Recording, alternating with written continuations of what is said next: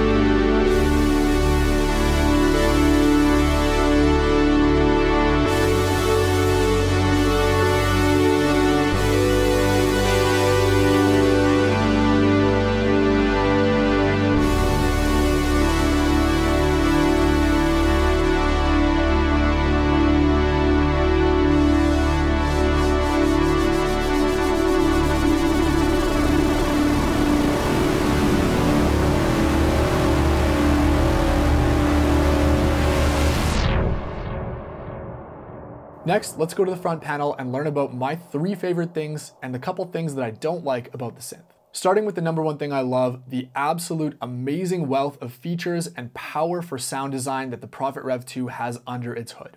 Alright, so here we are on the front panel of the Prophet Rev2, and the first thing that I want to talk about that I like about it is the incredible amount of features. We'll initialize a patch and make something quick just so you can see how complex this goes. We've got our oscillator section down here. You can mix between 1 and 2 with a bunch of different shapes. We've got shape mod on everything. Let's do pulse width on one and sawtooth on the other. We've got 4 LFOs, which we can literally map to anything, just like this, super fast.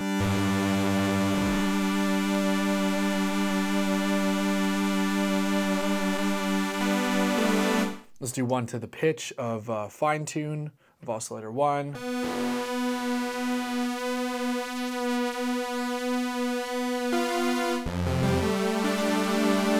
We've got our filter section down here.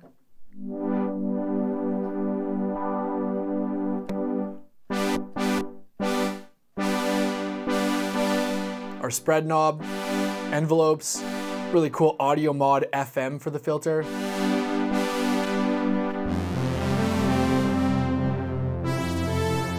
Yeah, let's assign another LFO to the cutoff. Let's go like this. All the LFOs go right into audio rates too, which is amazing. And let's assign the final LFO to the frequency of LFO 3 here with a random wave shape.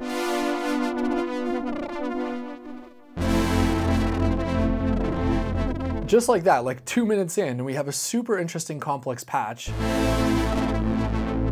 that makes use of FM,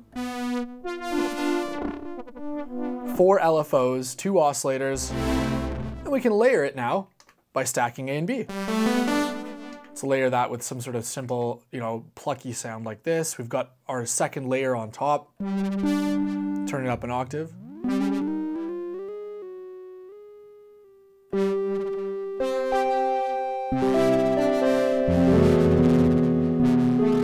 That was weird, went out of tune there.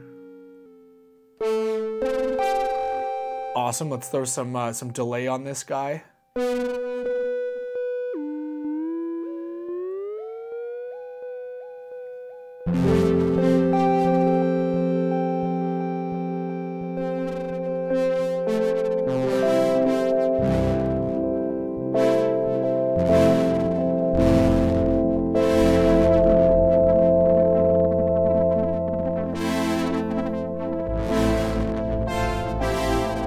Like, that is incredible. In under 3 minutes, we just created a super complex bitimbral patch that makes use of FM, 4 LFOs, all these different wave shapes, different filters. The Prophet Rev2 is a powerhouse if you like sound design like this.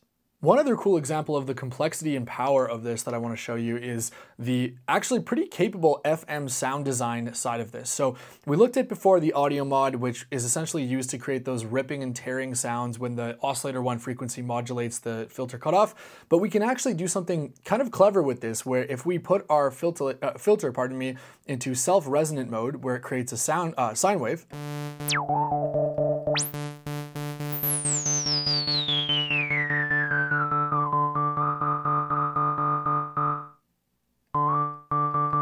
That's pretty close. It's not going to track perfectly, at least this unit doesn't, but it's close enough. Awesome. And then we actually can start to play with audio mod.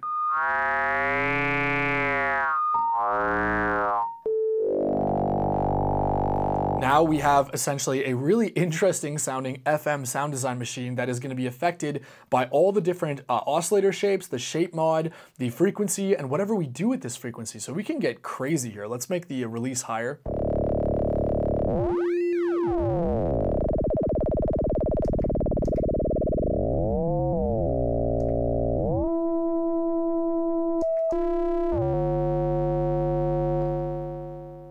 Let's send an LFO to oscillator 1 frequency.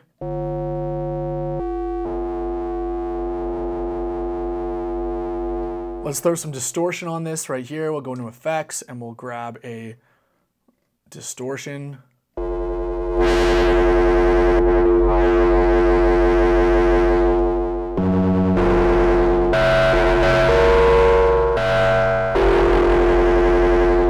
That is huge sounding, massive, right? And we could even layer in a little bit of the oscillator 2 as well if we wanted to.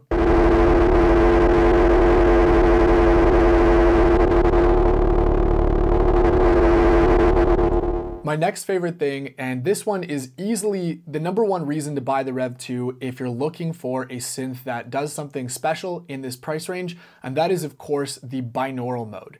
Now, if you haven't seen my OBX8 video, go check it out, but frankly, binaural synthesis is something that is just blowing me away right now, and the only 2 synths in my studio that can do it are the Groove Synthesis 3rd Wave and the OBX8. So let's check out how the Prophet Rev2 does binaural sounds. Use headphones or good monitors for this. We're going to initialize our patch, and we're going to go ahead and stack A and B, and we're going to hold down this button here, so we're editing both A and B layers at the same time. This won't really sound like much for now, but let's make just a really basic kind of like, super saw style sound.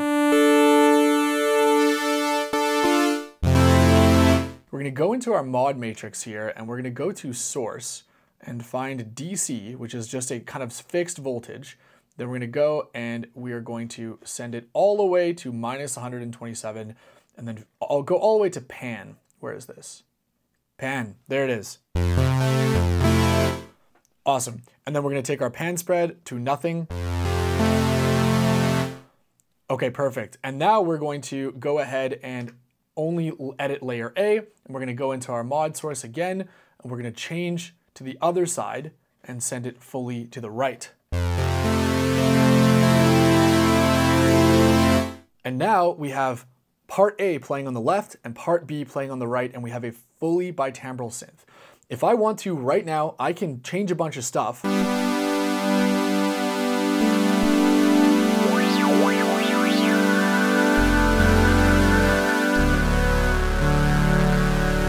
Listen to how massive that sounds. That is absolutely incredible. And again, I don't know of any other fully analog synths that can do this with this many voices. The OBX8 can do it, but you get 8 voices split in 2, 4 voices. This has 16 voices. The third wave can do this, but you're getting digital oscillators. Very, very cool. But more importantly, what I love to do with this is if we edit them at the same time. So let's go ahead. We're now editing both. We now have a true bitimbral synth where we're basically just duplicating the left and right with the beautiful little nuances of analog and getting a fully stereo version of the sound at the cost of half our voices. Let's play around on this for a bit.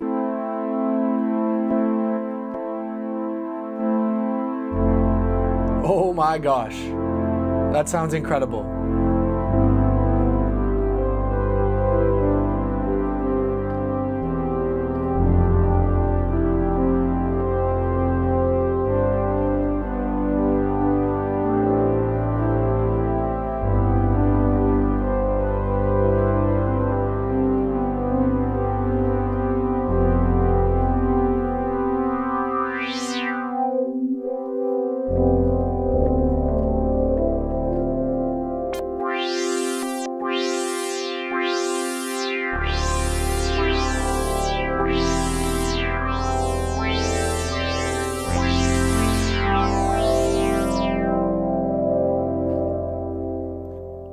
Fully dry, ladies and gentlemen, direct analog out. That is a beautiful sounding bitimbral synth.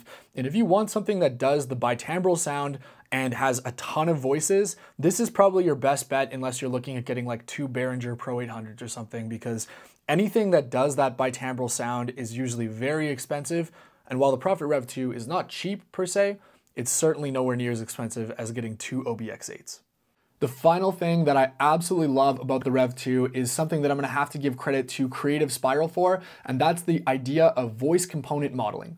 Now what that is, and bear with me, I'll explain it on screen in a second. This is the idea of using the Prophet Rev2's gated sequencer in keyboard mode, as well as its deep modulation matrix to emulate the imperfections and discrepancies of vintage synthesizers or synths that have a vintage knob like the Prophet 5, OBX8, etc. So what voice component modeling does is actually take the principle of the gated sequencer. Let's go to a template that I've downloaded.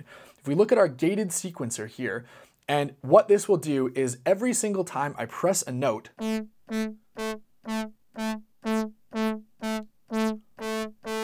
do you hear those little variations? Almost like we're playing an old vintage analog synthesizer. This is where Creative Spiral's genius comes in, and he's basically using the gated sequencer so that every single time when we press a note, there's going to be a minor variation. You see here, sequence 1, oscillator 1, oscillator 1 frequency, amount 1. So if I overdo this, let's go ahead and just make this sound horrible. You'll see every single time I press a note, it's going to move the sequence 1 step forward and create a brand new value that's been determined by the sequencer for what the oscillator is going to do.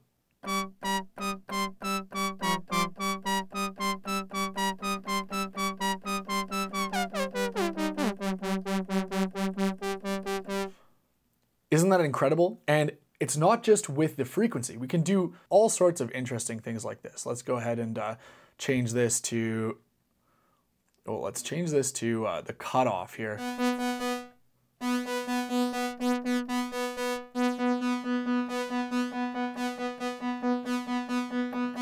Do you hear how every single time I press a note, the cutoff is a slightly different value? This is the true brilliance of the voice component modeling, is we're basically emulating a vintage analog synthesizer, or the vintage mode. So enough talking, hopefully that was interesting, but let's actually hear how this sounds.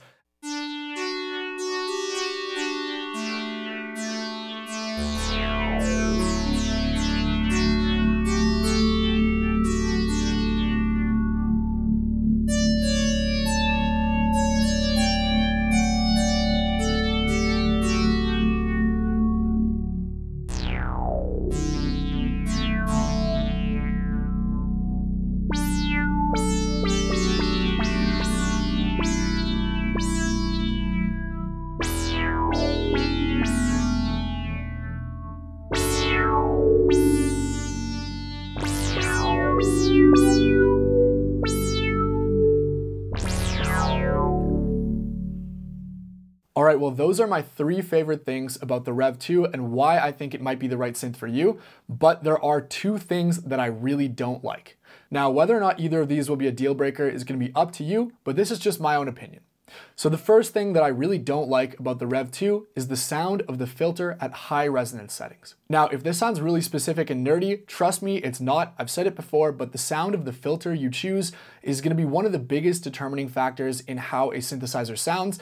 And unfortunately, compared to the other sequential or other analog or even other digital synths I own, the Prophet Rev2 has one of my least favorite filters that I've heard on a synth. Now, the Prophet Rev2 sounds great with low resonance settings, but as soon as you start to crank the resonance, it starts to feel really shrill to my ears, and it doesn't really have the same magic that you would expect out of analog filters, which is why you're paying a big premium. For a concrete example of what I'm talking about, let's do a shootout where we play the same rough patch design on 2 different synths. First the Rev2, and then a synth with a different but similar filter. Let's start with the main 4-pole filter.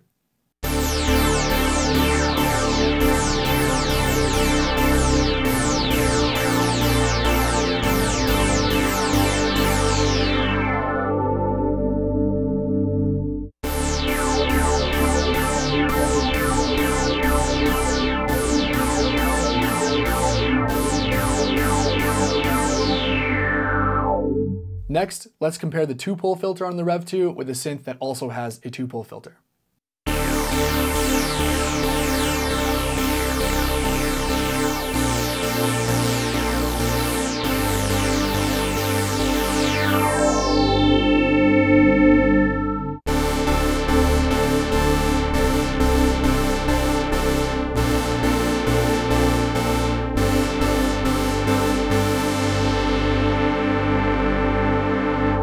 I don't know about you, but for me, neither of these were close at all. The synths, especially the OBX8, just absolutely destroy the Rev2 in terms of the sound of the filters, unfortunately. And even with its digital oscillators, I much preferred that sound on the 3rd wave because of its far superior SSI-based Prophet 5 inspired filter versus the Rev2's 4-pole Curtis chip filter. The other thing that I unfortunately don't like about the Prophet Rev2 is that I feel like this synth is much more of a tweaking synth than a sweet spot synth. If that doesn't make sense, let me explain. Let's go ahead and initialize. So if I want to, for example, bring in, let's say a second oscillator. So let's do our mix here. I also don't like that there's a mix knob that by default is off. Very weird. I would rather just there be like 2 separate level dials, which we clearly have space because we have a whole bunch of knobs here. But there it is. We just get a mix. So we basically lose volume from oscillator 1 by bringing in oscillator 2. And let's bring in sawtooth. So if I want to make a detuned saw wave sound without voice component modeling, it's not going to sound like super great because it's super digitally controlled and fine. We can add in some slop, which again, you know, it sounds okay, but we're just going to really need to tweak this. And that's where kind of my issue comes in is if I want to, for example, bring up oscillator 2 to make it like a 5th above, an octave and a 5th above. So what is that? 19 semitones up. Listen, look how hard it is for me to get the note I want, which is G3. I had it, but I lost it there. There you go. Like, That might not seem like a big deal, but when I'm working really quick in the studio and I've got an idea for a patch or an idea for a sound, and it takes me like an extra 5 seconds every time I want to really reach a fine value on a knob, it's very annoying. Like same deal here. If we just go ahead and we turn off oscillator 2 and we try to tune our filter, let's tune our filter here.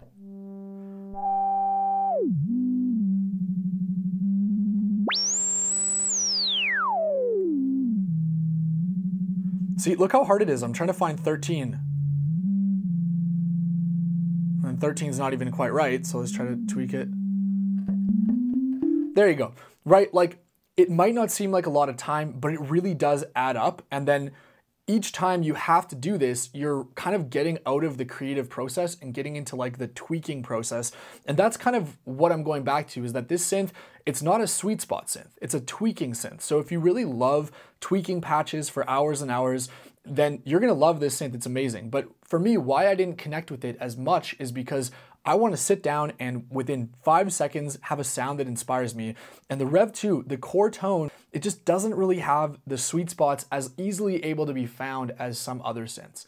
They are absolutely there and they do sound amazing when you find them, but you have to put in some extra work. All right, well, hopefully it doesn't sound like I'm ragging on the Prophet Rev2 too much, because I really do like this synth. I just think that those two cons are a bit of a bigger deal for me personally than they might be for some people. If you've been watching this video and you don't mind the sound of the filter at high resonance settings, or you just don't use a lot of high resonance sounds in your music, then power to you. The fact that this is a 16 voice, fully analog, binaural, bitimbral synth with a ton of features like 4 LFOs, complex mod matrix is pretty incredible. And frankly, I don't really think anything else like this exists, which does make me feel like if Sequential were to ever come out with a super mega flagship polysynth and take this approach, but add maybe the oscillators from the OBX8 and maybe several different filters like the SEM, the Prophet 5 filter, maybe one more, then it could truly be one of, if not the greatest analog synths ever made. Hopefully this video helped you decide, and let's end on a positive note with a absolutely beautiful pad sound going through some reverb and delay, where you can enjoy the power of 16 voices of analog goodness in your ears. I hope you enjoy. Thanks as always for watching, and I'll see you in the next one.